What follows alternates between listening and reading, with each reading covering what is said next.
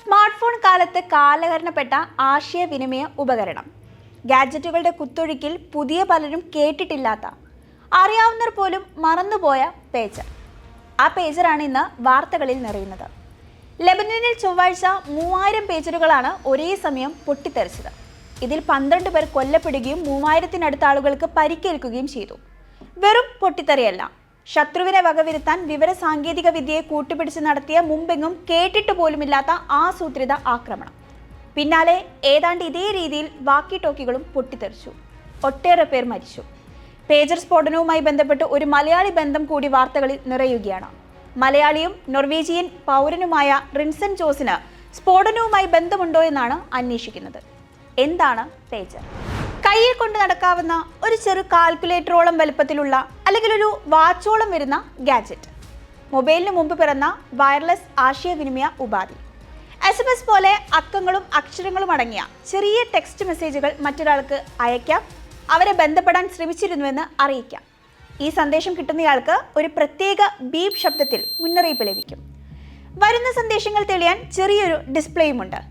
അക്കങ്ങൾ മാത്രം തെളിഞ്ഞു കാണുന്ന ന്യൂമറിക് പേജർ, നമ്പറും അക്ഷരങ്ങളും സ്ക്രീനിൽ കാട്ടുന്ന ആൽഫ ന്യൂമറിക് പേജർ എന്നിങ്ങനെ 2 തരത്തിലുണ്ട് പേജറുകൾ.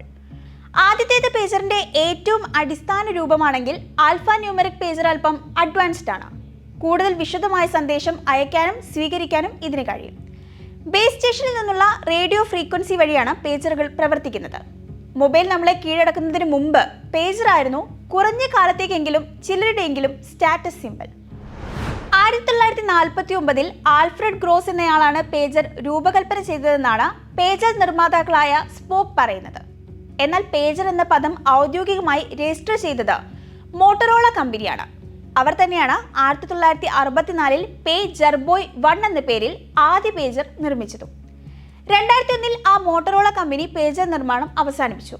ഇപ്പോൾ ലോകത്ത് സെൽഫോൺ ലഭിക്കാത്ത മേഖലകളിലും ആശുപത്രി പോലെ ചെറിയ നെറ്റ്വർക്കുകളിലും ചില ആവശ്യങ്ങൾക്ക് പേജർ ഉപയോഗിക്കുന്നുണ്ട്. എന്തായാലും 80കളിലും 90കളിലും പേജറുകൾക്ക് വലിയ സ്വീകാര്യത ലഭിച്ചിരുന്നു. 1994-ൽ ലോകത്തുടനീളം 6.1 കോടി പേജറുകളാണ് പ്രചാരത്തിലുണ്ടായിരുന്നത്. പക്ഷേ 2000-ന്റെ തുടക്കത്തിൽ സ്മാർട്ട് ഫോണുകളുടെ വരവോടെ പേജർ കാലഹരണപ്പെട്ടു. GPS ഒക്കെ വ്യാപകമാകുന്നതിന് മുമ്പ് കണ്ടുപിടിക്കപ്പെട്ട മൊബൈൽ ഫോണിന്റെ വരവോടെ വിപണി വിടുകയും ചെയ്ത ഈ ഗാഡ്ജറ്റ് എന്തിനാണ് ലെബനനിൽ ഹിസ്ബുള്ളക്കാർ ഉപയോഗിച്ചു തുടങ്ങിയതെന്ന് ചോദിച്ചേക്കാം. GPS ഇല്ല എന്നതാണ് കാരണം. നേരത്തെ ഹിസ്ബുള്ള നേതാക്കളെ ട്രാക്ക് ചെയ്ത് ഇസ്രായേൽ ആകാശ ആക്രമണങ്ങളിലൂടെ കൊലപ്പെടുത്തിയതു മുതലാണ് ഇവർ പേജറിലേക്ക് തിരിഞ്ഞത്. പേജറിന് ഇന്റർനെറ്റുമായി ബന്ധമില്ലാത്തതിനാൽ ആർക്കും നിരീക്ഷിക്കാനാവില്ല. വിവരങ്ങളെല്ലാം വിശ്വസിച്ച് കൈമാറാം. അതുകൊണ്ട് ഇസ്രായേലിന്റെ ചാരക്കണ്ണുകളിൽ നിന്ന് രക്ഷപ്പെടാൻ ഫോണിനേക്കാൾ നല്ലത് പേജർ തന്നെയാണെന്ന് അവർ വിശ്വസിച്ചിരുന്നു. മൊബൈൽ, ടെലിഫോൺ, വൈഫൈ നെറ്റ്വർക്കുകളെ പോലെ സിഗ്നൽ പ്രശ്നങ്ങളോ മറ്റ് തടസ്സങ്ങളോ ഉണ്ടാവാനുള്ള സാധ്യത കുറവാണെന്നതാണ് രണ്ടാമത്തെ ഗുണം.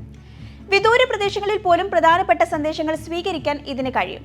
മൊബൈൽ ഫോൺ സിഗ്നൽ ലഭ്യമല്ലാത്ത ഇടങ്ങളിൽ പോലും പേജറിലൂടെ കമ്മ്യൂണിക്കേറ്റ് ചെയ്യാമെന്ന് നമ്മൾ നേരത്തെ പറഞ്ഞിരുന്നു. എളുപ്പത്തിൽ ഉപയോഗിക്കാം, ദീർഘമായ ബാറ്ററി ലൈഫ് എന്നിവയാണ് മറ്റു പ്രത്യേകതകൾ. ഈ ഗുണങ്ങളെ ഉപയോഗപ്പെടുത്തി ആരോഗ്യം, അടിയന്തര സേവനങ്ങൾ, വ്യവസായം, രഹസ്യാന്വേഷണം തുടങ്ങിയ മേഖലകളിലാണ് നിലവിൽ പേജർ ഉപയോഗിക്കുന്നത്. 2017-ലെ ഒരു സർവേ പ്രകാരം US-ലെ ആരോഗ്യ മേഖലയിൽ 80% ഡോക്ടർമാർ പേജറുകൾ ഉപയോഗിക്കുന്നതായി കണ്ടെത്തിയിരുന്നു. ഒപ്പം സായുധ സംഘങ്ങളും മാഫിയ സംഘങ്ങളും ലഹരി കള്ളക്കടത്തു സംഘങ്ങളും ഇത് ഉപയോഗിക്കുന്നുണ്ട്.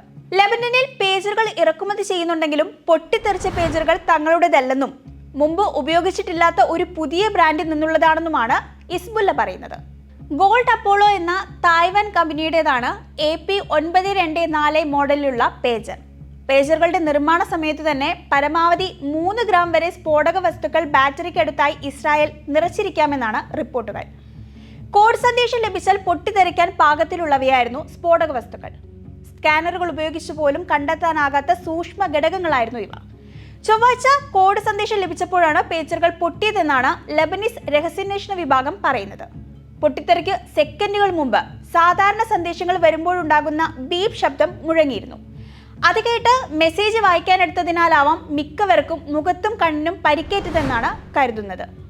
ഇത്രയും വിപുലമായ രീതിയിലുള്ള ആക്രമണം ആസൂത്രണം ചെയ്യാൻ മാസങ്ങൾ മുതൽ 2 വർഷം വരെ സമയമെടുത്തിട്ടുണ്ടാകാമെന്നാണ് വിദഗ്ധർ പറയുന്നത്.